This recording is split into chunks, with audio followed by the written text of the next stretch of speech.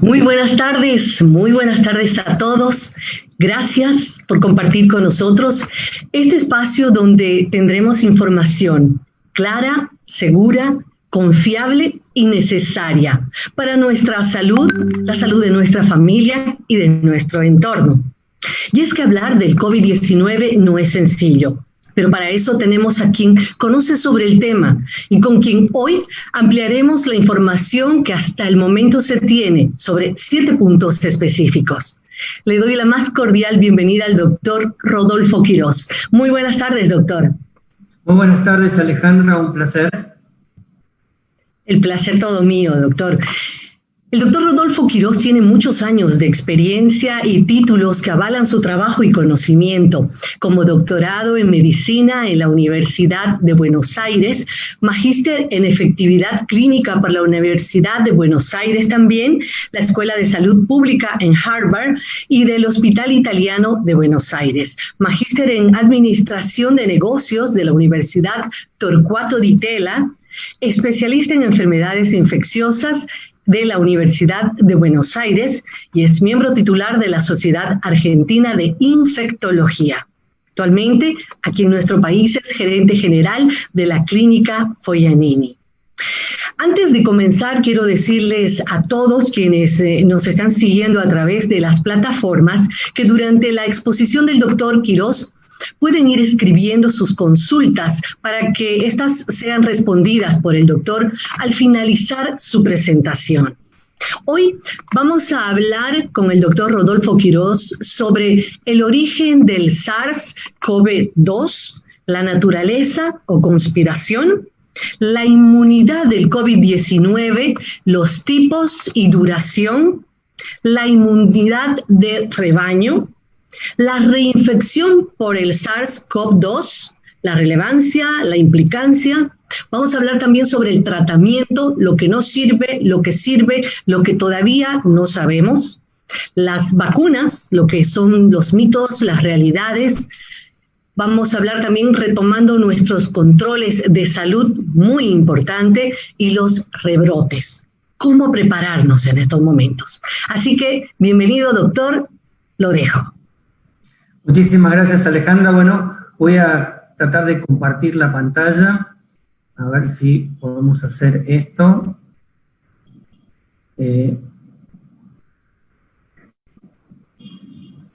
Supongo que se está viendo bien la pantalla.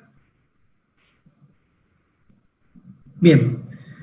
Antes que nada, quisiera agradecer a los organizadores del evento por la oportunidad de poder compartir este momento con ustedes. Bien, si bien hoy sabemos mucho más del COVID-19 que de otras enfermedades, todavía nos falta mucho por aprender de esta enfermedad. Así que vamos a tratar de hacer algunas reflexiones vinculadas al COVID-19 y para eso ya Alejandra nos estuvo mostrando los temas que íbamos, o nos estuvo comentando los temas que íbamos a tocar. Bien, con respecto al origen del SARS-CoV-2, como todos saben, es un beta coronavirus de la familia de otros coronavirus que ya conocíamos, como el SARS-CoV, que es el responsable del síndrome respiratorio agudo severo, y el MERS-CoV del síndrome respiratorio de Oriente Medio. En sentido de desarrollo está mucho más relacionado con el SARS-CoV.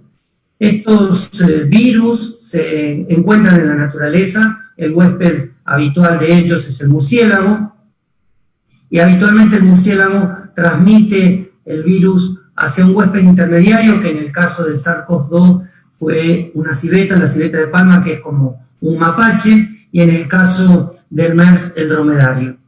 Todavía se está discutiendo quién es el huésped intermediario. En el caso del SARS-CoV-2, se piensa que es el pangolín, que es un mamífero asiático. Bien, pero para entender un poco más este tipo de enfermedades tenemos que entender lo que se llama zoonosis. Zoonosis son las enfermedades infecciosas que se transmiten habitualmente entre los animales vertebrados en la naturaleza y que ocasionalmente pueden afectar al ser humano. Y esto se da básicamente por la interrelación que tiene el hombre con los animales silvestres, sobre todo cuando el hombre invade el hábitat natural de los animales, ya sea porque se producen cambios en las prácticas agrícolas, ya sea porque se destruye el hábitat de los animales, o bien porque se producen cambios climáticos. Este tema de la zoonosis en realidad produce un daño importante en la salud pública y habitualmente ocasiona pérdidas económicas severas. En ese sentido, la Organización Mundial de la Salud, la Organización Mundial para la Salud Animal y las Naciones Unidas han establecido un nuevo paradigma vinculado al tema de la salud que se llama Una Salud, donde entendemos que humanos y animales y ecosistemas estamos estrechamente interrelacionados, por lo cual cualquier impacto que uno tenga sobre los animales, la vida animal y los ecosistemas, impacta directamente al hombre. En ese sentido, el 60% de las enfermedades infecciosas en los seres humanos son de origen zoonótico, o sea, provienen de infecciones naturales en los animales. Al menos el 75% de las enfermedades emergentes en humanos provienen también de origen animal, como es el ébola, el HIV, la influenza. De 5 nuevas enfermedades que se producen cada año en los hombres, 3 son de origen animal y el 80% de los agentes potenciales de bioterrorismo son de origen zoonótico. Por lo tanto, como ustedes pueden ver, realmente este concepto nuevo de una salud aplica al tema del COVID-19 en forma realmente importante. Bien, ¿y cuáles serían las áreas o el enfoque de una salud? Es la inocuidad en los alimentos, el controlar la zoonosis y la lucha contra la resistencia de los antibióticos. Volviendo entonces al origen del SARS-CoV-2, sabemos que la enfermedad se origina, o los primeros casos se detectan en el mercado húmedo de Huanan, en la ciudad de Wuhan, en la provincia de Hubei de China, donde animales coexisten en condiciones sanitarias muy precarias, animales como el murciélago, los reptiles, monos, y también el pangolín, que es este animal que se encuentra acá arriba a la derecha. Esto favorece la transmisión de patógenos virales, en este caso probablemente el SARS-CoV-2, desde el murciélago hacia un huésped intermediario. En ese sentido, el artículo publicado en Nature en 2020 establece que la teoría de origen del SARS-CoV-2 se produce justamente en estos mercados húmedos a partir de este huésped natural que es el murciélago, que convive en el mercado con un animal intermediario como puede ser el pangolín, y a partir de ahí el pangolín desarrolla la posibilidad, o el virus en el pangolín adquiere la posibilidad de transmitirse al ser humano. De hecho, el receptor de las células respiratorias del pangolín es muy parecido al receptor AC2 del ser humano, y esto favorece, por la presencia del ser humano, la posibilidad de transmitirse desde el pangolín al hombre, y ahí viene la segunda etapa donde el virus va adquiriendo mayor perfección en términos de adaptación para transmitirse de persona a persona. Bien, con respecto al tema de si el COVID es una conspiración o no, todas las conspiraciones habitualmente comienzan con la sospecha de que algo anda mal o de que algo no es cierto. Y un dato importante es el pensar que China encubrió los primeros casos de COVID, y eso fue lo que ocasionó el empeoramiento de la pandemia. Sin embargo, probablemente lo que más contribuyó a pensar en una conspiración fue este video que se llamó Plandemic, de una investigadora, Judy Mikovits, donde el video estaba plagado de informaciones falsas, incorrectas, pero que encontraban cierta consistencia para que la gente pudiera creer que el origen del COVID era probablemente el desarrollo de un virus experimental que se había pedido el control de él y que eventualmente se había diseminado entre la población, o peor, que había sido el desarrollo de laboratorios cuyo objetivo era lucrar con el desarrollo posterior de vacunas. Bien, entonces tenemos que entender cómo manejarnos con respecto a estos pensamientos conspirativos. Para eso hay varios libros que han salido últimamente y hay 7 características del pensamiento conspirativo. Yo voy a poner 2 ejemplos que me parecen importantes para entender esta situación. Uno de ellos tiene que ver con el tema de pensar que el hombre nunca llegó a la Luna. Por ejemplo, que el Apolo 11 fue toda una puesta en escena desarrollada por la NASA a punto de partida de las imágenes fotográficas que se tomaron, donde habían contradicciones con respecto a la luz, etc.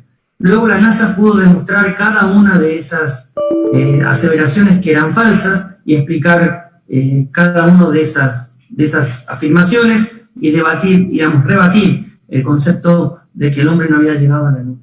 Más recientemente, un artículo publicado en la revista Lancet que decía que las vacunas podían producir autismo, fomentó la teoría de las personas que están en contra de las vacunas, de que las vacunas son dañinas. Sin embargo, posteriormente a eso, el artículo fue retirado, dado que había errores metodológicos que demostraban que la vacuna no había tenido que ver con el desarrollo de autismo, y eso es lo que sucede habitualmente con los pensamientos conspirativos. Por lo tanto, una manera de contrarrestar los pensamientos conspirativos es vacunarse a uno mismo, identificando y señalando las características del pensamiento conspirativo. Cuando uno accede a redes sociales y encuentra noticias que uno, por el sentido común, sabe que pueden ser falsas. Otro elemento importante es contar con pensamiento crítico y analizar cuidadosamente la evidencia disponible. En este sentido, la clínica donde yo trabajo durante mucho tiempo fue bastante crítica en la incorporación de nuevos tratamientos compasivos al manejo de pacientes, dado que no había ninguna evidencia científica que los avalase. Es una manera de tener pensamiento crítico para evitar, en este caso, el daño a las personas. Y por último, entender y develar las técnicas que los teóricos conspirativos usan.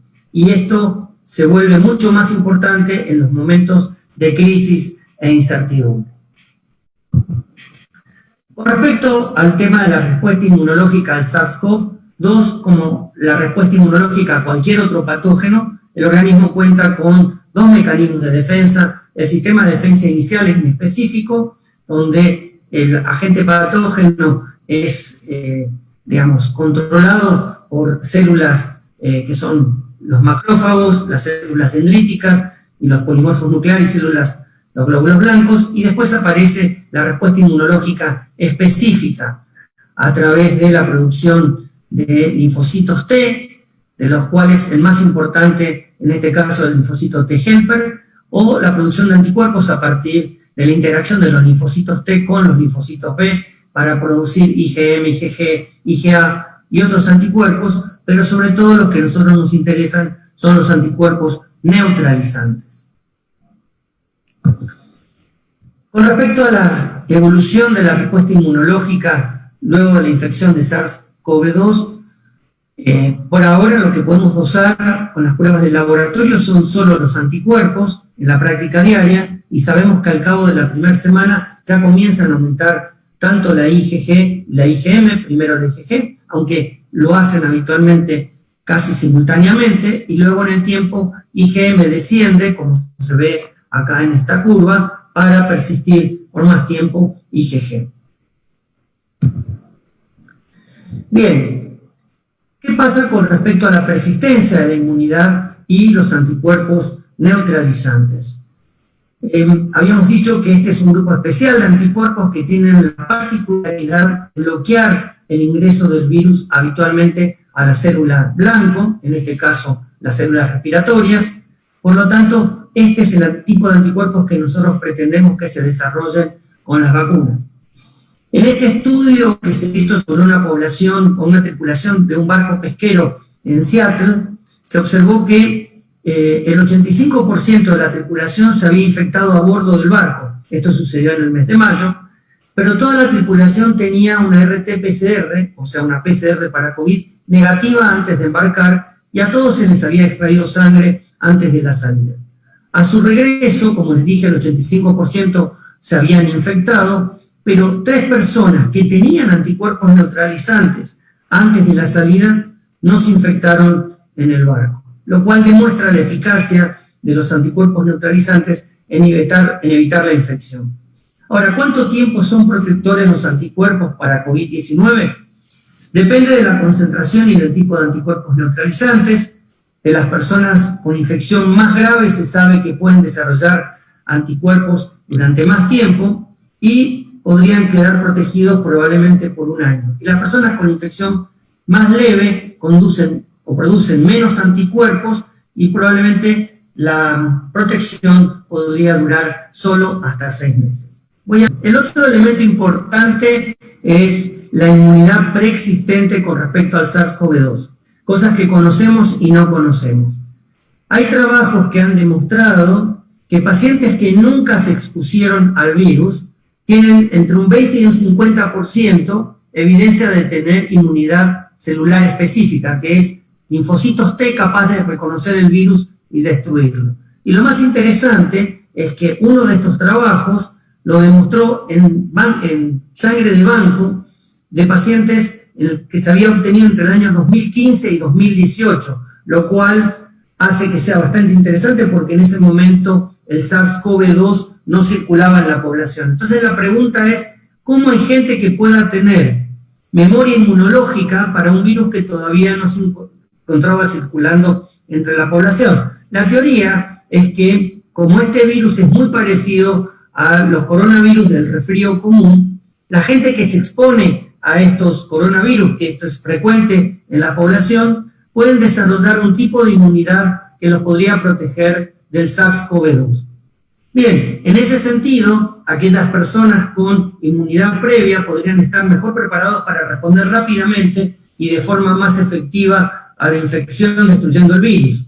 Pero existen variaciones geográficas en la presencia de este coronavirus del resfrío común que podrían explicar por qué algunas ciudades o algunas regiones del mundo se ven más afectadas que otras. También, el nivel de exposición a estos tipos de coronavirus del resfrío común podría explicar por qué los niños tienen una enfermedad más leve que las personas adultas, dado que los niños tienen un nivel de exposición al coronavirus del resfrío mucho más frecuente que las personas adultas, sobre todo al compartir las escuelas.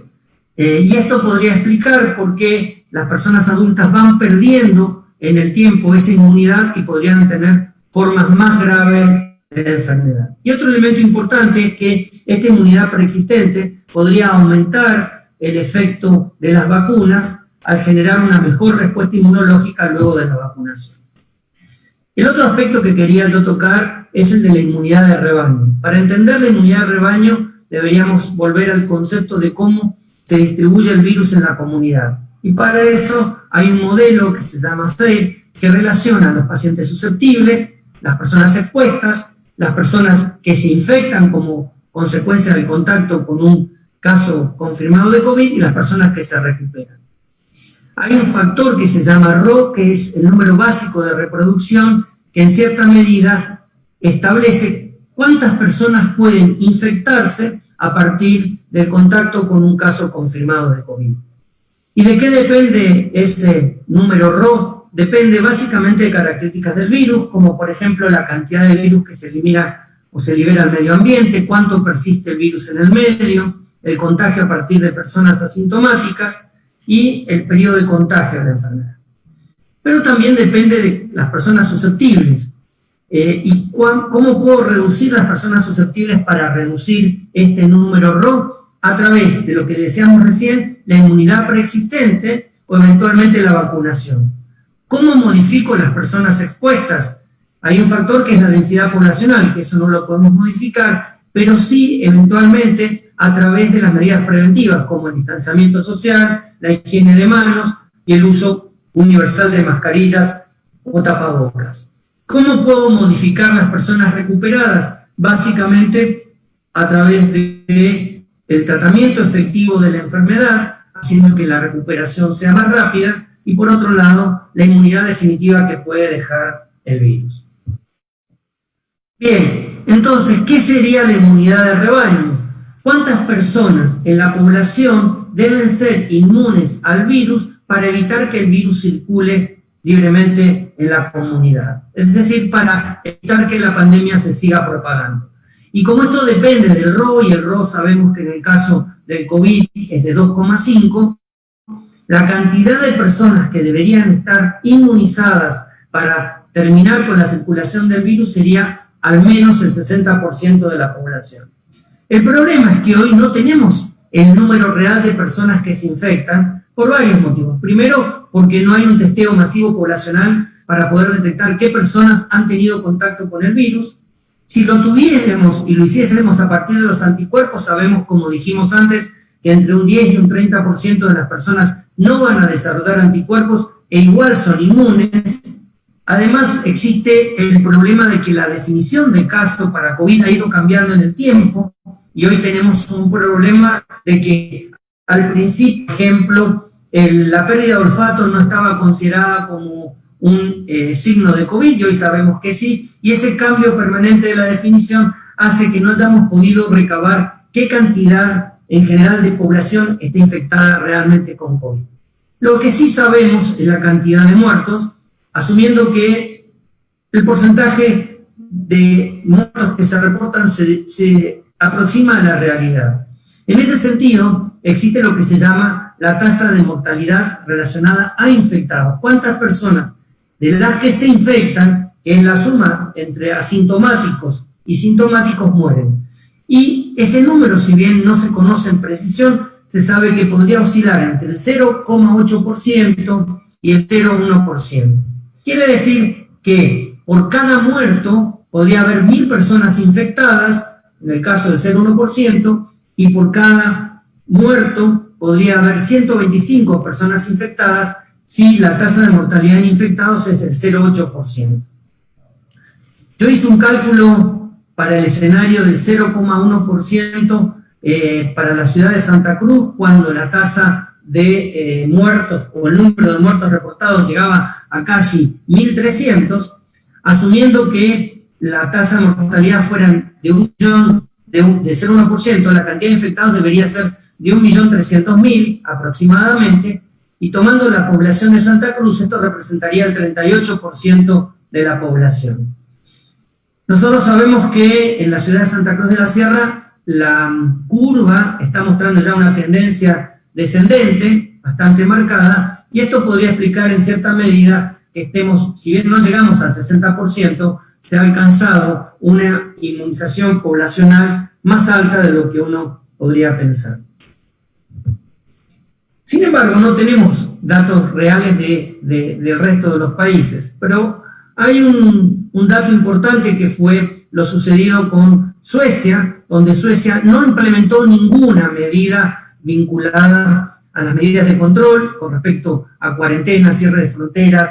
De hecho, cierre de escuelas fue muy corto y dejó que la enfermedad, que el COVID-19 evolucionara en la población de forma natural, y eso lo llevó a tener la tasa de mortalidad en ese momento más alta por millón de habitantes entre los países con COVID, casi 578 muertos por cada millón de habitantes. Quiere decir que Suecia apostó a alcanzar inmunidad de rebaño.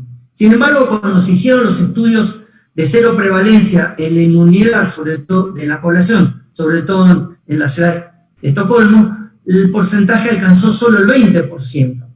Como ustedes pueden ver del lado de la derecha, esta es la curva de Europa de casos diarios confirmados por millón de habitantes. Como ven, la curva descendió y ahora hay un rebrote en muchos países europeos, pero en el caso de Suecia hubo un pico y prácticamente la curva se encuentra en descenso sin que haya un rebrote al momento.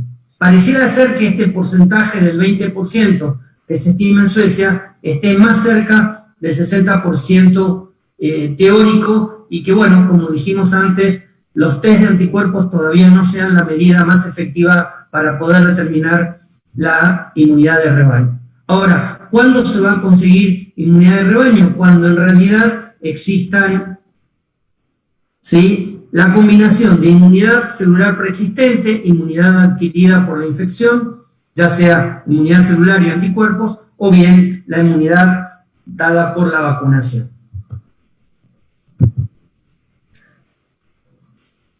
Bien, con respecto a la contagiosidad del SARS-CoV-2, sabemos que el virus ha ido mutando a lo largo del tiempo y hay una mutación que se ha vuelto más relevante que tiene que ver justamente con la proteína de superficie, con la proteína S, ¿sí? Y que es la mutación que se llama G614.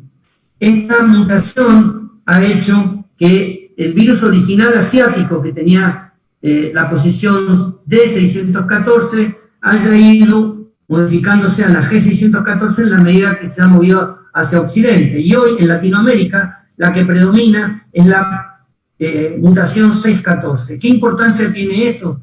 Que la cantidad de virus que eliminan las personas infectadas es significativamente más alta a lo que se eliminaba originalmente en Asia. Eso podría explicar en parte la alta diseminación que ha tenido en Occidente el virus, pese a las medidas de contención implementadas, mucho más que la diseminación original asiática. Pero la buena noticia es que esta mutación no le ha conferido al virus mayor severidad o mayor virulencia. Por lo tanto, de hecho, la tasa de letalidad en los países occidentales, inclusive en Latinoamérica, ha sido mucho más baja que la reportada en Italia o España, por ejemplo.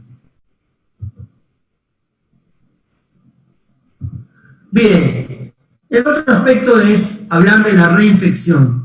Y el desafío en este sentido es diferenciar lo que es una secuela, la persistencia de los síntomas, recaída y reinfección misma. Entonces, con respecto a las secuelas, ya hay una alerta epidemiológica emitida el 12 de agosto por la OPS y la Organización Mundial de la Salud, haciendo referencia a que lamentablemente pacientes infectados de COVID con formas graves de COVID, no las formas leves o moderadas, pueden quedar con secuelas en el aparato respiratorio, en el sistema cardiovascular, alteraciones neuropsiquiátricas y otras de menor, digamos, relevancia, como las manifestaciones psicológicas que tienen que ver con el impacto que representa haber tenido una enfermedad grave.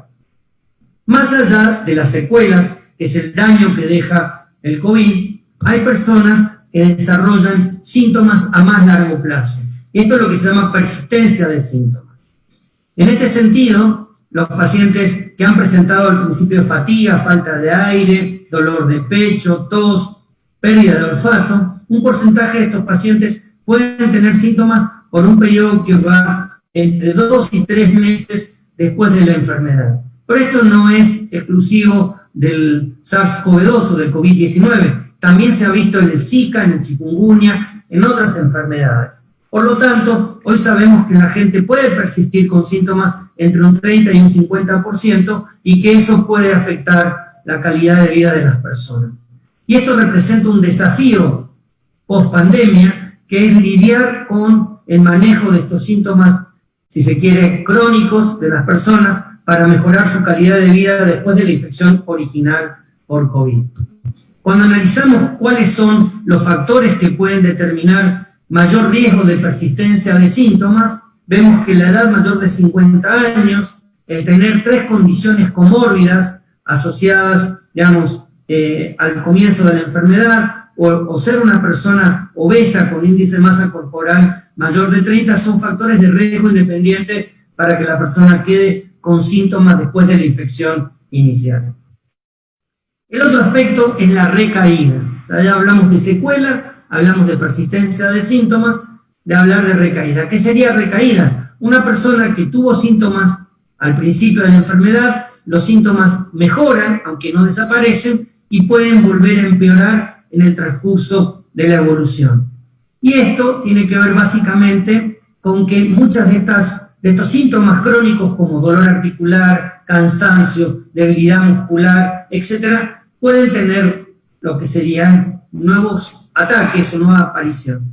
Bien, todavía no hay una ventana temporal para definir realmente lo que es recaída con respecto a reinfección, pero se sabe que, como dijimos, estos síntomas pueden permanecer o pueden estar presentes durante los 3 meses posteriores.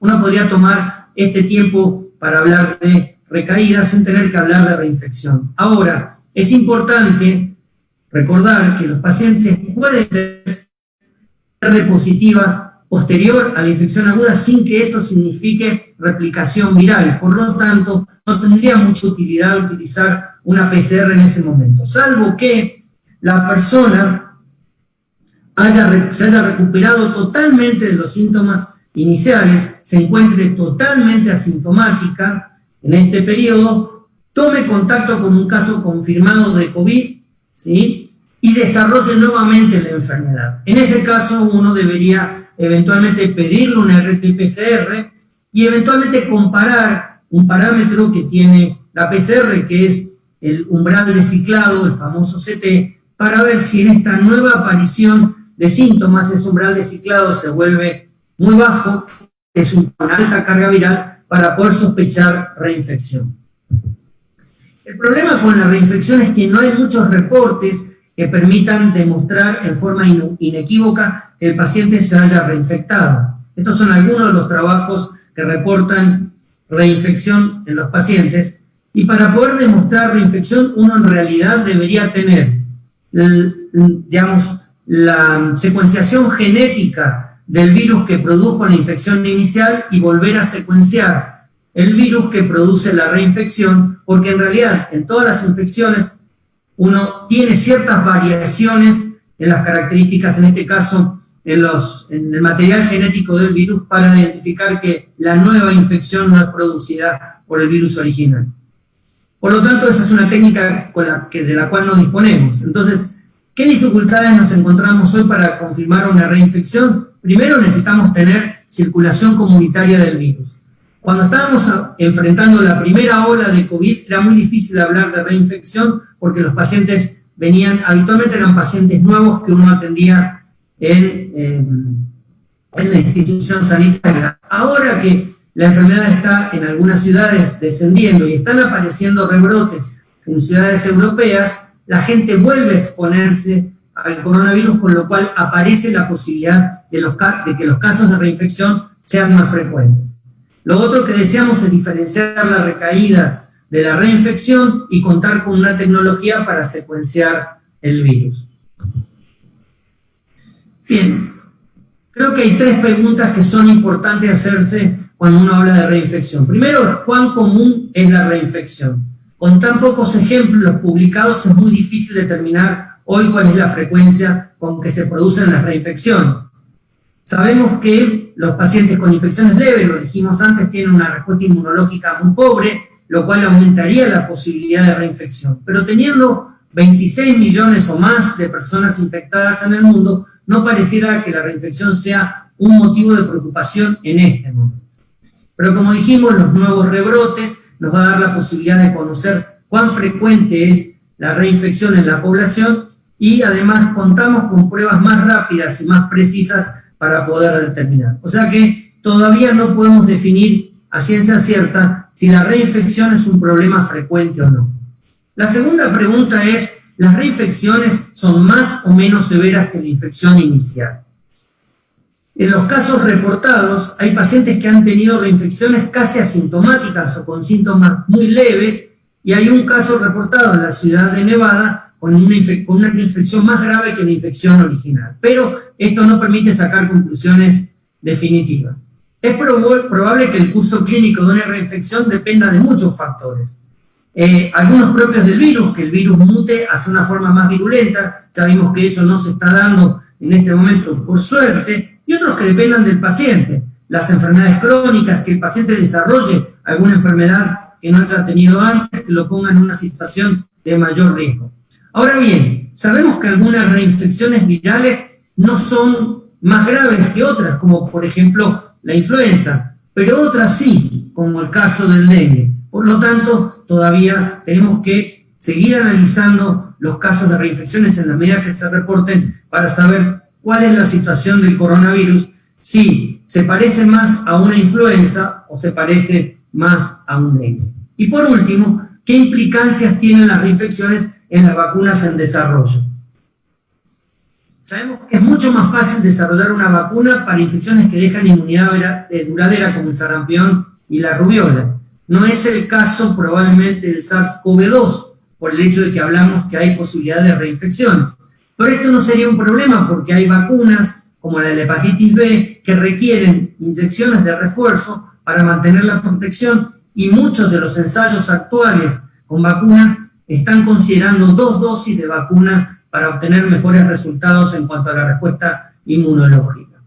Otro elemento importante es que conocer de la reinfección permitiría desarrollar vacunas que sean más efectivas para evitar eso. Ahora bien, si las vacunas no lograran prevenir la reinfección, sino atenuarla, esto sería un problema grave. ¿Por qué? Porque las personas que estén vacunadas podrían reinfectarse como asintomáticos y convertirse en reservorios del virus, facilitando que el virus se transmita a grupos más vulnerables después de la vacunación. Esto es un elemento muy importante y que vamos a ver cuando hablemos de vacunas. Con respecto a qué ha demostrado ser efectivo y qué no, ya sabemos que la hidroxicloroquina no es efectiva, que la citromicina no es efectiva, que el lopinavir y el ritonavir no son efectivos para el manejo de la infección por COVID o por SARS-CoV-2 o el COVID-19. Con respecto a la ivermectina, lamentablemente a las dosis que se utilizan habitualmente no se alcanzan concentraciones útiles en los tejidos. Sin embargo, hay estudios en curso, por lo cual no podemos dar una respuesta definitiva con respecto a la ivermectina, pero su uso debería estar limitado solo a ensayos clínicos. Con respecto a remdesivir y a otras drogas, tocilizumab, vitaminas, zinc, plasma de convaleciente, no hay hasta el momento ninguna demostración de utilidad de estos productos, de estos fármacos o de estas estrategias como el plasma, pero sí hay ensayos clínicos en curso y estamos esperando todos los resultados para saber si son una alternativa terapéutica o no con respecto al COVID. Con respecto al dióxido de cloro, que en Bolivia se ha difundido ampliamente, hoy sabemos que es un problema porque es una droga tóxica que ha producido eventos adversos fatales en la población, en personas que los han tomado. Por lo tanto, no está recomendado su uso y de hecho, organizaciones en Bolivia como AGEMED, universidades, la Sociedad Boliviana de Infectología, todos han advertido sobre los riesgos del uso del dióxido de cloro. Y la buena noticia es que la dexametasona, un corticoide, ha permitido cambiar la evolución natural de la enfermedad, reduciendo en los pacientes que requieren oxígeno después del 7º día, cuando se produce el estado de hiperinflamación, la necesidad de ir a terapia intensiva, de ventilación mecánica y, por último, la mortalidad de los pacientes. Por lo tanto, es una muy buena noticia y hoy el estándar de tratamiento incluye dexametasona, enoxaparina, pronación vigil, que es colocar al paciente boca abajo, y oxígeno en las distintas formas de soporte. Este es lo que les comentaba del dióxido de cloro. Bien, el problema es cuando los gobernantes interfieren en estas decisiones y dan recomendaciones que terminan siendo graves para la población, recomendando, por ejemplo, el consumir o inyectarse desinfectantes que terminan matando a la gente o produciendo daño. Y esto mismo es importante porque muchas veces la evidencia científica queda subordinada a la política y los científicos terminan diciendo lo que los dirigentes quieren escuchar. Estos son 2 investigadores, el de la izquierda es el editor de una publicación que muchos médicos leemos, que es el Medscape, y el personaje de la derecha es el comisionado de la FDA. Y la FDA en este año nos ha mostrado que ha dejado de ser un ente gubernamental serio, al momento que ha ido y vuelto varias veces con recomendaciones, como por ejemplo el aprobar la utilización de emergencia de la hidroxicloroquina a pesar de la falta de evidencia, y después tener que retirar o revocar el uso de emergencia de la hidroxicloroquina o cloroquina porque había producido daño cardiovascular a los pacientes que la habían consumido y no había evidencia de su utilidad. Ese ir y volver frente a la falta de evidencia dejan en camino a la gente que ha consumido la droga por uso compasivo sin una evidencia científica que lo sostenga. Y ahora, nuevamente, la FDA vuelve a producir una autorización de uso bajo emergencia del plasma convaleciente en base a un trabajo que no tiene grupo control y que lo único que decía el trabajo es que aquellos pacientes que recibían plasma convaleciente con altos títulos de anticuerpo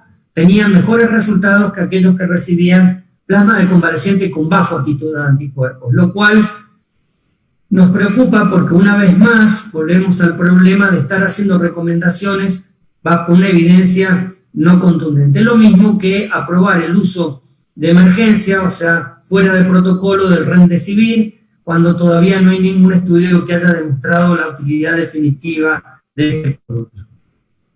¿Cuáles son los riesgos de automedicarse? Bueno, subestimar la importancia de los síntomas, retrasar el inicio del aislamiento y el diagnóstico, los eventos adversos de los medicamentos. La gente se automedica y combina medicamentos que entre sí pueden generar eventos adversos serios, como por ejemplo la combinación en su momento de hidroxicloroquina y acitromicina con efectos cardiovasculares, lo mismo que el tema de algunos antibióticos como las quinolonas. Con respecto a las vacunas, hay 5 tipos de vacunas de diseño, que se llaman las vacunas de RNA, las vacunas con virus vivos atenuados, que son vacunas más convencionales, o virus inactivado, en este caso son 2 vacunas con COVID, vacunas que solo utilizan la proteína de superficie del virus, y otra vacuna de diseño, que es la vacuna que utiliza un adenovirus, que es otro virus sobre el cual se producen modificaciones para que emule al coronavirus y produzca una respuesta inmunológica. Con respecto al estado de desarrollo de estas vacunas, la vacuna de Oxford, que es la vacuna de AstraZeneca, que además iba a ser la vacuna que se iba a fabricar en Argentina y México, con el apoyo del laboratorio AstraZeneca y con la Fundación Slim, es una vacuna de vector viral que ya está en fase 3. ¿Qué es fase 3? Es que la vacuna se está testeando en un número de población muy alta para ver la seguridad y la efectividad de la vacuna. Después podemos comentar, este estudio está en pausa por la aparición de un evento adverso serio en un voluntario sano que ha sido vacunado, que es una inflamación a nivel de la médula espinal, se llama mielitis transversa. Es una paciente, mujer, que fue internada por este motivo, por eso se llama evento adverso serio, ya fue externada, pero el estudio entra en pausa para poder analizar si hay una asociación causal con la vacuna o no. Esto es muy importante porque habla muy bien del diseño de este estudio de fase 3. Después tenemos otros estudios en fase 3, como la vacuna con RNA de Moderna y de Pfizer, que es otra vacuna que se está aplicando en este momento en Argentina, y otras vacunas como por ejemplo las de virus inactivados, que también están en fase 3, que son la vacuna china. O sea, que tenemos varios prospectos de vacunas en curso. Sin embargo, el problema es que las vacunas, así como la teoría conspirativa del origen del COVID, van a generar también situaciones de mitos con respecto a si las vacunas pueden generar daños, como por ejemplo la aparición de zombies. Y esto podría estar fomentando la actitud de los grupos antivacunas que existen en el mundo y que han hecho daño, como por ejemplo la reaparición de sarampión en Estados Unidos cuando era una enfermedad controlada. Entonces, ¿cuáles son los desafíos futuros de las vacunas? Es primero demostrar que son seguras para que la población adhiera a la aplicación de las vacunas. El temor hoy en la población hace que la gente diga que aceptaría cualquier vacuna. De hecho, por ejemplo, la vacuna rusa, que es una vacuna con vector viral, es un adenovirus, Rusia decidió suspender o no realizar estudios de fase 3, que son estudios que aumentan la seguridad de la vacuna, por lo cual es preocupante que algunas personas digan que se darían una vacuna que no pasó por esa etapa. Y el otro desafío es demostrar que las vacunas son eficaces, pero no para prevenir la enfermedad de COVID, sino para prevenir la infección, por lo que comentábamos antes. Prevenir la enfermedad y no detener la infección podría generar que aumente el número de personas con infección asintomática, lo cual sería contraproducente porque aumentaría la diseminación de la enfermedad entre las personas vulnerables. Por eso lo que se le pide a la vacuna es que sea segura y que por el otro lado prevenga la infección. La pregunta es ¿cuándo tendremos una vacuna? Obviamente que, como les mostramos antes, las presiones gubernamentales, las presiones de los políticos a los científicos para liberar tratamientos, cuando estos no han demostrado todavía ser efectivos, se va a extrapolar al tema de las vacunas y mucha gente, o por lo menos muchos políticos, van a exigir la liberación rápida de las vacunas. Por suerte, los laboratorios están demostrando más seriedad que los políticos y no están dispuestos a presentar, por lo menos laboratorios occidentales, la solicitud de liberación de las vacunas por parte de los entes como la FDA, EMA en Europa, antes de que sean completados los estudios de fase 3. El ejemplo es el caso de Oxford, que, digamos, pausa el estudio frente a un evento adverso para analizarlo y no sigue adelante.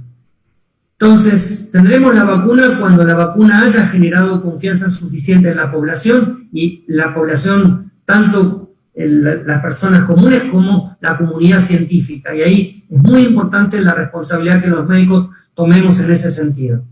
Y que las recomendaciones de la vacunación sean entendidas, apoyadas y aceptadas por la mayoría de los grupos públicos, los grupos de riesgo y la población en general por igual. Bien, otro aspecto importante fue el diferimiento de la atención médica durante la pandemia, que hizo que hubiese una reducción significativa en el consumo de salud por parte de las personas. De hecho, muchos centros de salud, centros asistenciales, interrumpieron las consultas médicas programadas en un 100%, se suspendieron las cirugías programadas en un 100%, salvo el caso de partos vaginales o cesáreas. Dieron definitivamente los controles de salud, no hubo controles ginecológicos, colonoscopías, como así tampoco controles de enfermedades crónicas, diabetes, hipertensión o asma. Y se retrasó la atención de urgencia, básicamente por la saturación del sistema de salud. ¿Cuáles fueron los motivos que generó esa reducción del sistema, del uso programado de los sistemas de salud? Primero, evitar que el sistema de salud se sature. Las propias clínicas discontinuaron los consultorios, discontinuaron la atención programada de los pacientes, como así las cirugías programadas. El temor por parte de los pacientes de contagiarse al concurrir a los centros asistenciales y en menor medida, pero también se vio, temor por parte de los médicos y el personal de salud de atender pacientes con COVID.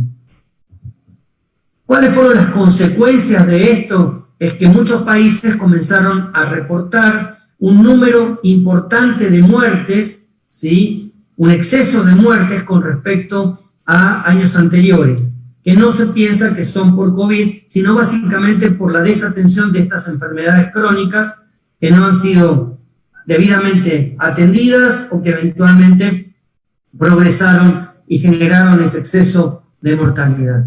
Entonces tenemos que pensar cómo vamos a retornar a la normalidad y de hecho, bueno, muchas instituciones han tenido que desarrollar lo que es la telemedicina. En este sentido, la clínica Foglianini tiene un sistema de telemedicina que permite que los pacientes puedan consultar con sus médicos a través de consultas virtuales. Y sé que eso se ha extendido prácticamente en toda Latinoamérica como una modalidad nueva de atención que por otro lado es muy aceptada por parte de los propios pacientes.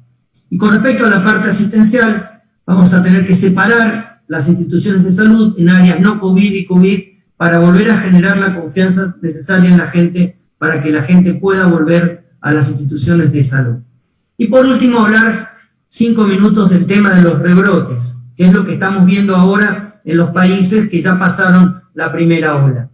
Acá vemos el caso de Europa, en la curva de la izquierda vemos los casos confirmados diarios a partir del mes de marzo, como hubo un pico entre marzo y abril, luego hubo un descenso y ahora algunos países europeos están viendo un rebrote en el número de casos por millón de habitantes. Siempre tomando por millón de habitantes para que las comparaciones en función de la cantidad de habitantes de cada país permitan comparaciones válidas. Pero del lado de la derecha vemos algo muy interesante, que si bien haya habido un rebrote en el número de casos por millón de habitantes, eso no se ha correlacionado con un aumento de la cantidad de muertos o de muertes nuevas por millón de habitantes. ¿Qué quiere decir? que el virus está recirculando en países europeos, pero a diferencia de lo que pasó en la primera ola, en esta nueva ola no se está viendo un aumento significativo de la mortalidad, como si los casos nuevos estuvieran afectando a personas menos vulnerables que la primera ola. Y esto podría ser porque, de hecho, como pasa en muchas enfermedades, las primeras olas afectan a las personas más susceptibles y más enfermas. Y esto es tomando casos especiales como España, Francia, Italia y Alemania. Fíjense que en el caso de España y Francia el rebrote es importante, pero nuevamente del lado derecho, fíjense que la tasa de mortalidad, o por lo menos la mortalidad por cada millón de habitantes, no se ha visto incrementada, inclusive en Italia, que fue uno de los países que tuvo la tasa más alta en Europa al principio. Nuevamente el caso de Suecia, que ya lo habíamos visto, el primer pico, prácticamente con un aumento importante, ellos no hicieron medidas restrictivas, y el lado derecho, la mortalidad por millón de habitantes que no se ve incrementada. ¿Qué pasa en Sudamérica? Vemos que en Sudamérica ya estamos saliendo de la primera ola, en algunos países, hay otros que no, la tasa de mortalidad nuevamente no se está incrementando. Lo que estamos viendo sí es una falta de consistencia de la información en algunos países, donde estos picos se ven por la carga tardía de información. Acá algunos países como ejemplo Argentina, Perú, Brasil y Bolivia, mientras en el caso de Perú hay una curva ya descendente, igual que Bolivia, que tiene una curva descendente, aunque hay algunas ciudades de Bolivia que están más afectadas. Argentina todavía tiene una curva ascendente en términos de casos por diarios por millón de habitantes. Hay que recordar que esto también tiene que ver con la tasa de testeo que los países implementen para ver ese dato. Y por otro lado, recordar que si bien uno ve los datos sumarios del país, el comportamiento dentro de los países es por ciudad. De hecho, pasó en Bolivia que la primera ciudad afectada fue Santa Cruz, después la zona del Beni, después Cochabamba y La Paz, en esa orden secuencial, y en Argentina, primero Capital Federal, la zona metropolitana, provincia de Buenos Aires, y ahora se ha extendido hacia Salta, el caso de Mendoza, Río Negro, etc. Y del lado derecho, lo mismo que comentamos antes, este tema de la falta de consistencia de datos cuando se cargan datos retrospectivos en un mismo día, que hace que esto modifique las curvas en general. Bien, para concluir, este sería el resumen de lo que, a mi modo de entender, ha venido pasando y va a pasar con la evolución de la pandemia por COVID-19. Primero, al comienzo de la pandemia, esto no es un país en particular, sino la tendencia general, la implementación de medidas preventivas como medidas para contener la pandemia, higiene de manos, distanciamiento social, el uso de mascarillas, que se deberían mantener en el tiempo. Es probable que en la medida que la curva vaya descendiendo y aparezcan otras alternativas, algunas de estas medidas desaparezcan, pero lo importante es que la higiene de manos como medida de prevención de transmisión de infecciones quede para siempre. Acciones gubernamentales que tienen periodos de mayor intensidad cuando aparecen los picos, como esto, y periodos de relajamiento entre los picos. La saturación del sistema de salud, que se va a ver o que se vio en la primera ola y que probablemente sea menor en las olas sucesivas, por dos motivos. Primero, porque el sistema se dimensionó para una cantidad de casos muy alta, y en las olas sucesivas los casos van a ser más bajos. Hemos aprendido a manejar la enfermedad, y por último estamos viendo que son casos menos severos que en la primera ola. La incorporación de tratamientos compasivos que fueron inefectivos y que quedaron en el camino, los tratamientos efectivos y la espera del resultado de los tratamientos en curso que hoy no conocemos, el levantamiento progresivo de las medidas restrictivas para la reactivación económica, y la espera, que todos estamos esperanzados, de una vacuna que permita contener la evolución de la pandemia. Muchas gracias. Muchas gracias por compartir esta explicación. Algunas personas han estado inquietas, escribiendo, pudiendo tener la la participación, lógicamente, en estos momentos.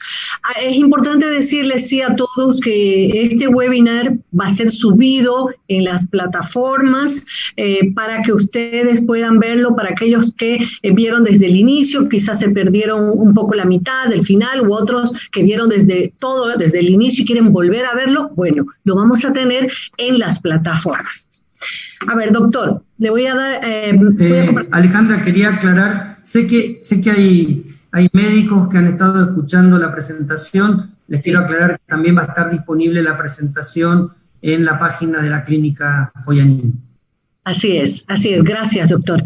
Bueno, a ver, algunas preguntas, como Vania Rojas Chirinos, que nos dice, doctor, ¿qué significa cuando uno pasa la enfermedad del COVID, pero aún así no he generado los anticuerpos IgG? Bien, esto es lo que comentábamos en la presentación. Entre un 10 y un 20% de las personas que tuvieron COVID no desarrollan anticuerpos, digamos, convencionales, ni IgM ni IgG, y eso no significa necesariamente que la persona no haya adquirido inmunidad. Hoy se sabe que hay otra inmunidad importante en la defensa contra el COVID, que es la inmunidad celular mediada por linfocitos T. Hay bastante evidencia, inclusive en relación indirecta con la vacunación con BCG, que podría ser un factor protectivo para el desarrollo de enfermedad grave por COVID-19. No estamos recomendando que la gente se vacune con BCG, sino que es una observación de un estudio. Hay varios estudios que se hicieron. Nosotros hicimos un estudio con 2 investigadores, la doctora Andrea Vila y el doctor Javier Farinas de Argentina, y pudimos reproducir esa observación. ¿Qué quiere decir? Que si la persona tuvo una enfermedad y no desarrolló anticuerpos, no significa que no esté protegido.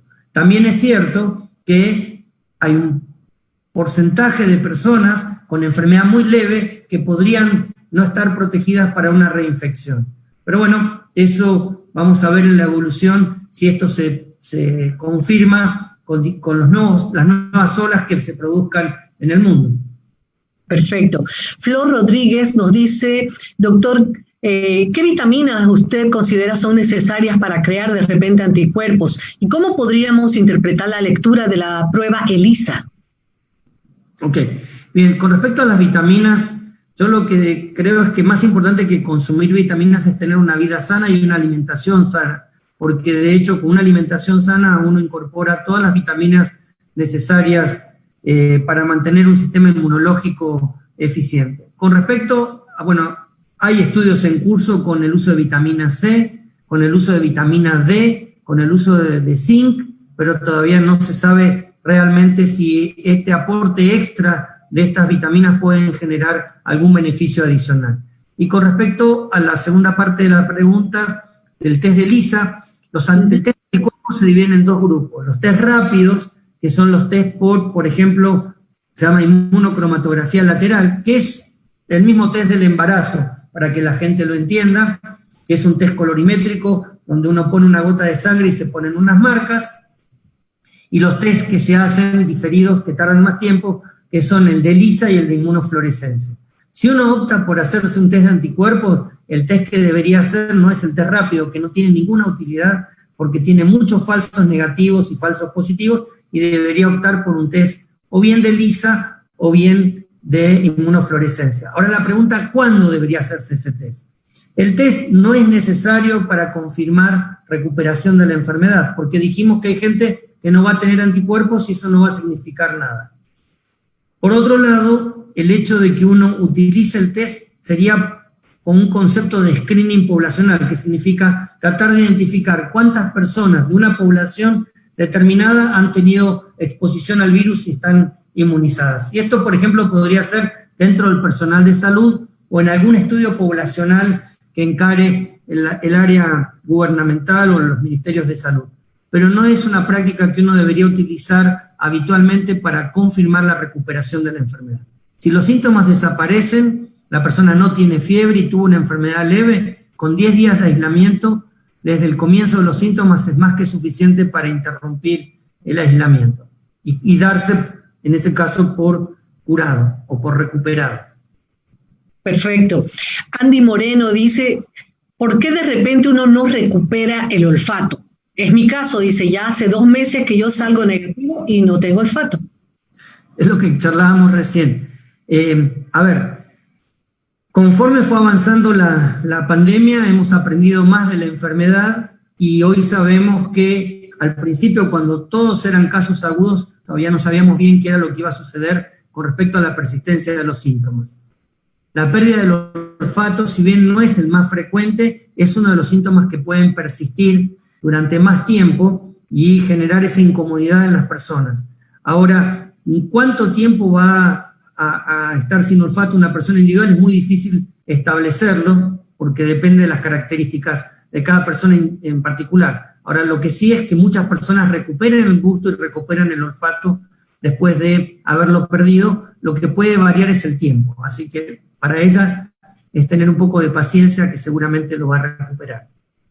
Perfecto, cada caso es diferente, ¿no, doctor? Ok, otra pregunta de Andrea Marín, dice, doctor, buenas noches, quería consultarle, si un diabético muere de una insuficiencia respiratoria aguda en estos tiempos de pandemia, ¿se lo puede considerar un paciente COVID?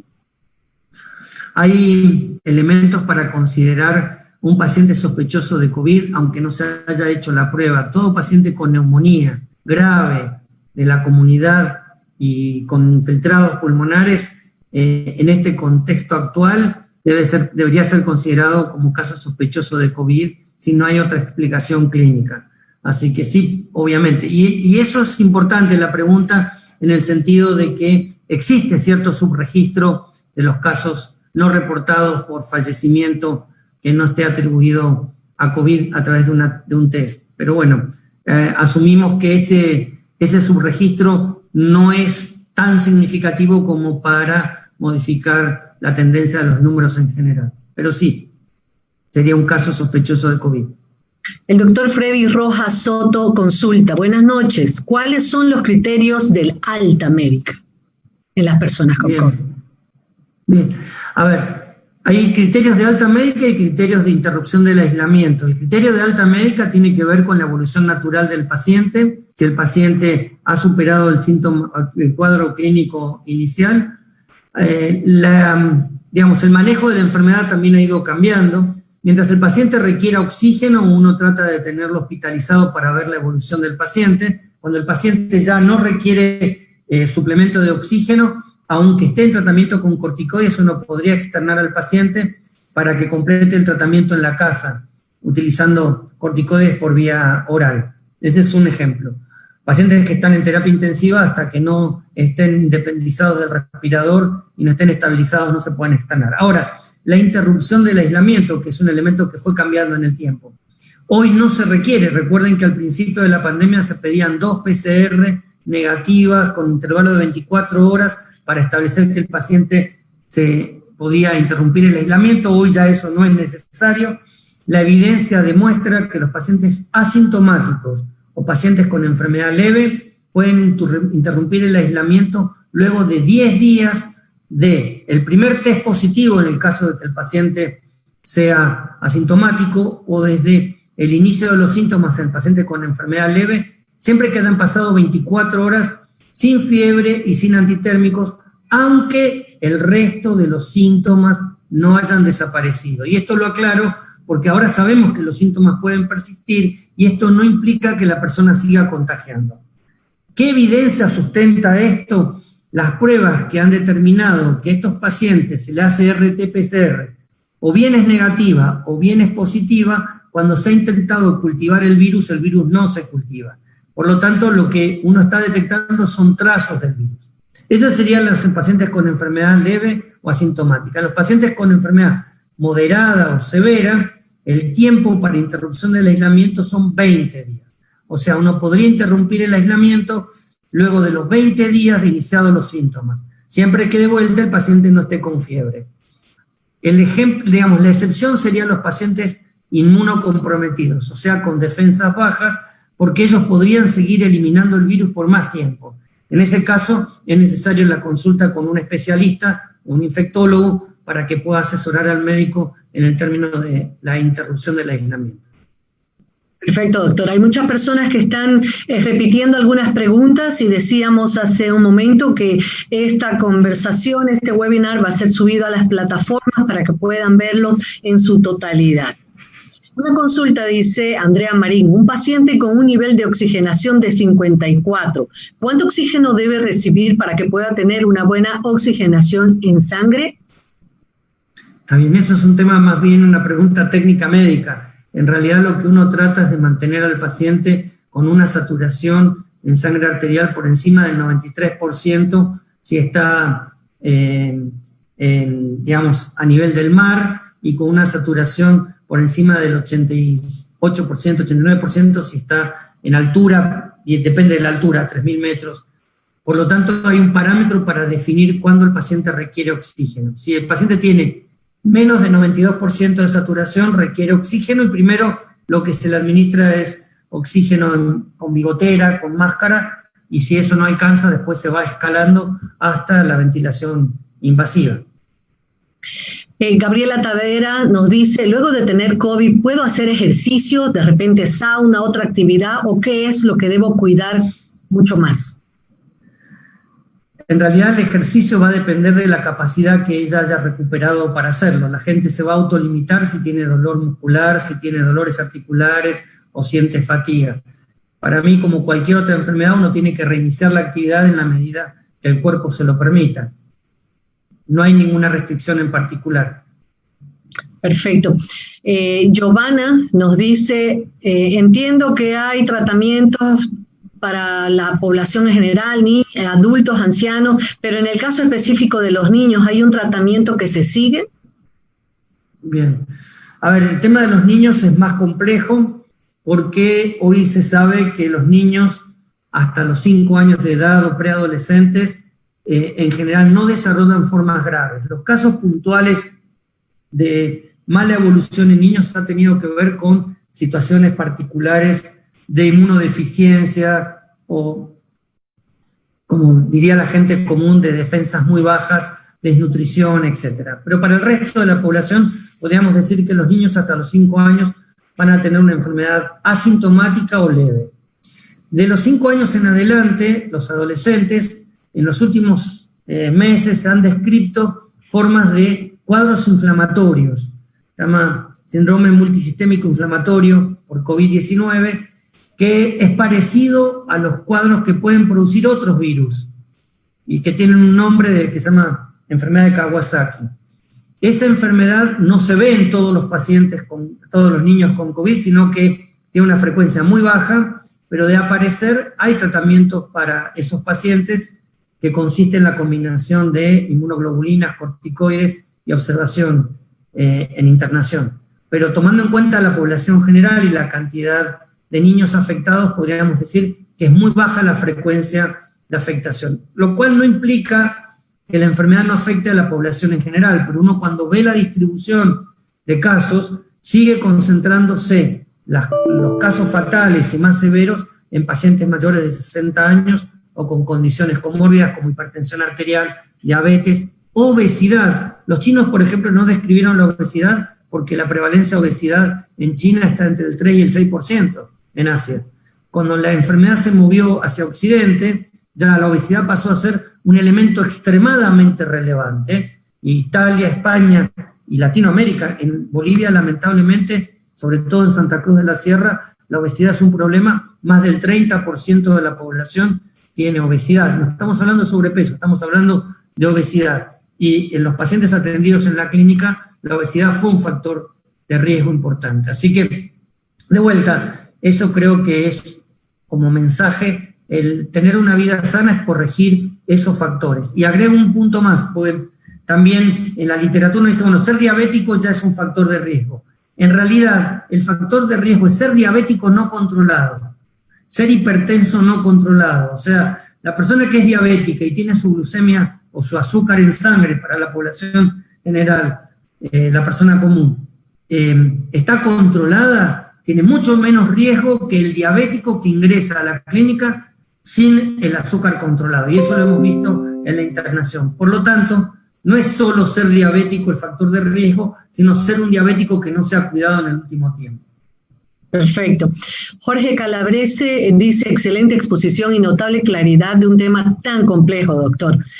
¿Qué se sabe sobre el uso de estatinas, que parece se asocia con menor mortalidad hasta un 30% en COVID-19, según algunos reportes? Sí. Un saludo para Jorge, es un amigo, así que su comentario tiene un sesgo. Pero bueno, muchas gracias, Jorge, por estar presente en la charla. Está bien, es el tema de estatinas, el tema de ibuprofeno, el tema de todo lo que tiene que ver con medicación crónica del paciente todavía se está debatiendo. Y bueno, lo importante, si bien hay reportes de que las estatinas disminuirían el riesgo de enfermedad severa por COVID, también ha salido un artículo recientemente que el uso de metformina, que es una droga que se usa muy frecuentemente en los pacientes diabéticos tipo 2, podría ser un factor protector. Hay que ver qué evolución tiene eso en el tiempo para poder sacar conclusiones. Lo importante es que antes no se sabía si la medicación crónica de los pacientes, en el caso de los pacientes hipertensos, suspender su medicación antihipertensiva como los sartanes o los prilatos que actúan sobre las enzimas convertidoras o sobre el receptor por el cual entra el virus, lo mismo que las estatinas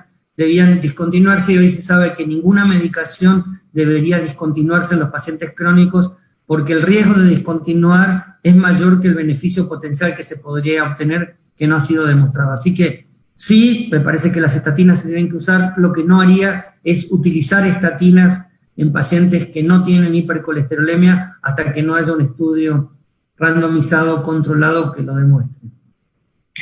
René Aguirre, doctor, tenemos muchísimas preguntas, así que seguimos. René Aguirre nos dice, buenas noches, ¿existe un protocolo respecto al regreso de atención en consultorio, respecto específicamente al aire acondicionado, atender con la puerta abierta, quizás utilizar mamparas, así como los tiempos de atención para cada paciente? ¿Cuál es su opinión? Sí, bueno, hoy está en debate el tema de la ventilación en espacios cerrados. Sigue siendo una discusión sobre el tema de si el virus se transmite por gotas grandes, microgotas o por aerosoles. La verdad es que los estudios siguen siendo contradictorios porque si bien hubo estudios experimentales que mostraban que el virus quedaba suspendido en el aire, estos estudios tenían que ver con formas de aerolizar artificiales las secreciones. Cuando se hicieron estudios en campo, ya sean en habitaciones o eventualmente en unidades de cuidados intensivos, no se pudo emular la persistencia del virus en el aire, como se dice. Pero de todas maneras, se sigue recomendando que cuando uno esté en un espacio cerrado, este espacio esté ventilado o que haya recambios de aire para evitar la concentración del virus en el aire. Esto tiene que ver con el hecho de las observaciones en iglesias donde habían coros cantando y la gente se contagió. Pero hay que tener en cuenta que cantar en un coro vociferando a alta voz no es lo mismo que estar en una habitación cerrada con una persona con tapabocas, en ese caso no había, y hablando con un tono bajo. Así que creo que son extrapolaciones todavía que no tienen un sustento importante. Me parece que no es la manera de contagio de la persona dentro de un consultorio, porque hay que esperar, hay que suponer que el médico que la está atendiendo tiene COVID, y no es así, o que el paciente que vino antes tiene COVID. Creo que la forma de contagiarse más frecuente es compartir espacios con personas con COVID, aunque uno no lo sepa, pero sin tapaboca en el contexto de una comida, por ejemplo, ¿no? En una comida, por lo menos yo no conozco a nadie que pueda comer con un tapaboca o con una mascarilla, así que todos nos sacamos la mascarilla, todos estamos alrededor de una mesa, habitualmente a una distancia de menos de 2 metros, y compartimos utensilios, solamente la soda que está en la mesa que uno comparte al servirse, eventualmente la sal, la pimienta, los condimentos, hacen que el virus se pueda transmitir sobre esa superficie y no necesita estar horas o días, sino que el contacto inmediato de la persona enferma o infectada sobre la superficie y después uno tome y se lleve la mano a la boca ya es suficiente. Así que yo priorizo, como cualquier otro virus respiratorio, la transmisión por las gotas no por los aerosoles, sino por las gotas al hablar, toser, estornudar y estar cerca de otra persona, por las manos o eventualmente por las superficies contaminadas recientemente con secreciones cuando uno no se higieniza las manos después. Me parece que eso es más relevante. De todas maneras, a lo que pregunta la persona que vos detallaste, es importante que las clínicas establezcan protocolos de manejo seguro de los pacientes que van a atenderse. Y en ese sentido, la clínica tiene su protocolo para asegurar que los pacientes que vayan a la clínica por consultas normales no se vean expuestos a tener COVID. Perfecto. La doctora Tita Fernández consulta. Doctor, ¿hay protocolo para retorno al trabajo estandarizado en Bolivia en post-COVID? Sí, hay recomendaciones generales y hay recomendaciones que cada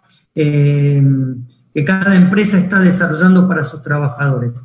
En ese sentido, lo más importante, y esto es común para todos, es establecer una política de transporte que sea segura para las personas que vayan de su casa al trabajo y viceversa, y eso es el comportamiento que la persona tenga al momento de transportarse, ya sea en un vehículo como taxi o eventualmente en un transporte público donde haya más personas. Ese es el principal mecanismo. El segundo es el comportamiento de la persona al llegar al trabajo, el hecho de que algunas empresas controlan la temperatura, cosa que yo no comparto, pero sí la declaración inmediata de salud de la persona cuando tiene síntomas para no entrar a trabajar o eventualmente avisar y no ir al trabajo, como así también el comportamiento que tenga al momento de comer o de compartir espacios cerrados con sus compañeros. Si de golpe estamos comiendo en un escritorio 2 personas sin tapaboca, y sobre todo salteñas, que todos comen salteñas acá,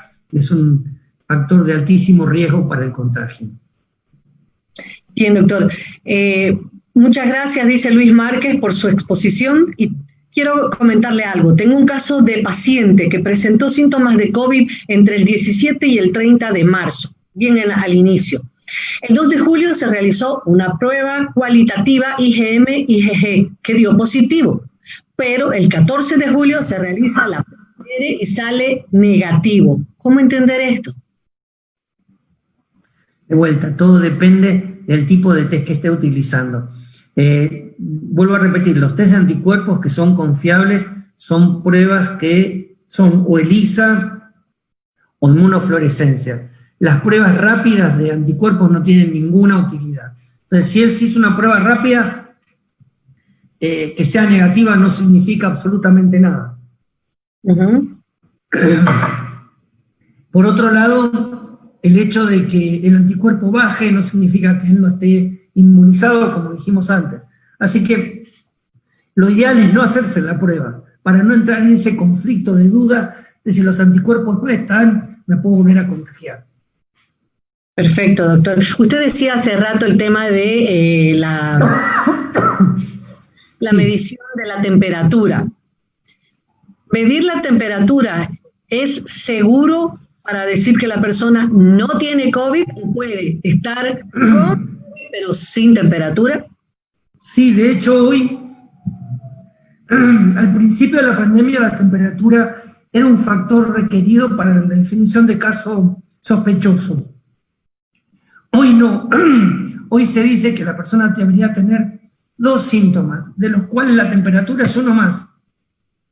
Por ejemplo, si tengo una persona con pérdida de olfato y dolor de garganta, puede tener COVID, aunque no tenga temperatura. No todos los pacientes desarrollan temperatura.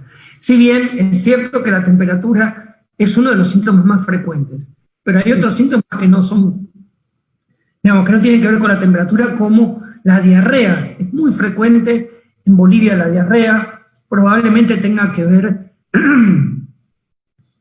con que el virus se puede transmitir o eliminar por la materia fecal. Ah, ya. Perfecto. Entonces no es una regla el tema de la fiebre. Eso es bueno porque hay muchas personas que iban preguntando por ahí. Otra pregunta, doctor. En los casos de los infectados con síntomas leves o asintomáticos, dice Abraham Aguilera, ¿pueden tener un daño en los órganos, pulmones y demás? y que necesitan una atención especial quizás ellos? No, las personas asintomáticas en general no desarrollan daño a ningún órgano, y las personas con síntomas leves, que representan el 80% de las personas con COVID, solo tienen un cuadro respiratorio alto. Nunca desarrollan daño pulmonar. Solo el 20% de los pacientes desarrollan neumonía en distinto grado, y algunos de ellos, 15%, es una neumonía moderada que puede ser tratada en una hospitalización general, y el 5% requieren internación en terapia intensiva o ventilación mecánica. Así que las formas leves o asintomáticas no tienen daño de órganos blancos. Solamente en el caso de las leves, un cuadro catarral debiera ser superior. Perfecto, doctor. Bueno, esas son la mayoría de las preguntas, algunas son repetidas, doctor, pero es bueno que la gente también sepa en estos momentos, cuando ya tenemos casi hora y media, ¿sí? Vamos a llegar a la hora y media de transmisión, con una asistencia de más de 1,000 y pico personas permanentemente. Así que la última pregunta que le lanzo es de una madre que está en la inquietud de saber, en momentos como estos en los que vivimos, olas de calor intensas que dicen que van a llegar a más de 40 grados y puede ser que esto vaya subiendo, el compartir espacios públicos como las piscinas es un riesgo, sobre todo en Santa Cruz, donde hace Bien, en realidad, compartir cualquier espacio con otras personas que no mantenga el distanciamiento social es un riesgo. No por la piscina en sí, por el agua, sino si uno está cerca de otra persona. Obviamente no creo que la persona se meta a la piscina con tapabocas o con mascarilla. Entonces, es la conducta que tenga la persona de mantener el distanciamiento social. Si uno está a más de 2 metros de otra persona, el riesgo de contagio se reduce significativamente, aun cuando las dos personas no tengan mascarilla. Y obviamente siempre que estén en un lugar abierto, no en un lugar cerrado, donde el aire pueda circular.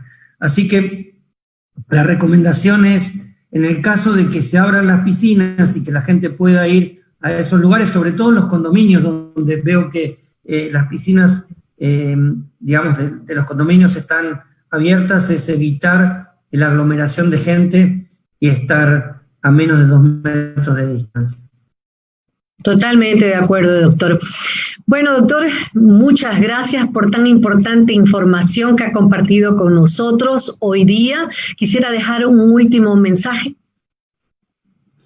Bueno, sí, el más importante es que tenemos que seguir combatiendo al coronavirus a través de algunas medidas simples. Primero, las medidas preventivas, higiene de manos, el distanciamiento social y el uso de mascarillas, que son las únicas herramientas que tenemos desde el punto de vista del comportamiento de la población, porque no tiene ningún sentido que los gobernantes traten de hacer cosas si nosotros no nos comportamos adecuadamente. Así que ese es el primer mensaje. El segundo, ser cautelosos con las noticias o con eventualmente digamos, lo que aparece en la prensa, porque muchas veces son noticias falsas, están desvirtuadas y generan expectativas en la gente que pueden hacer más daño que beneficio.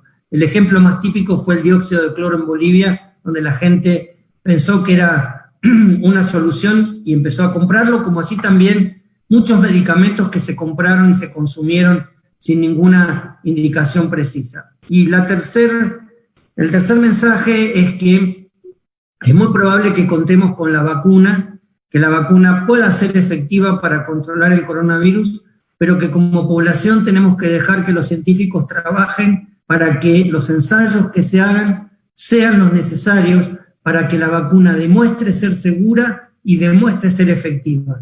Y nunca presionar para acortar esos tiempos, generando una situación en la que nos vamos a ver perjudicados todos si la vacuna que consumimos produce más daño que beneficio. Perfecto. Muchísimas gracias, doctor Rodolfo Quirós, epidemiólogo y gerente general de la Clínica Foglianini. Y a ustedes, amigos, por habernos acompañado en este espacio que nos permite conocer, aprender y tener la información clara y confiable para nuestra salud, para el bienestar de toda nuestra familia. Hasta cualquier momento. Muchas gracias.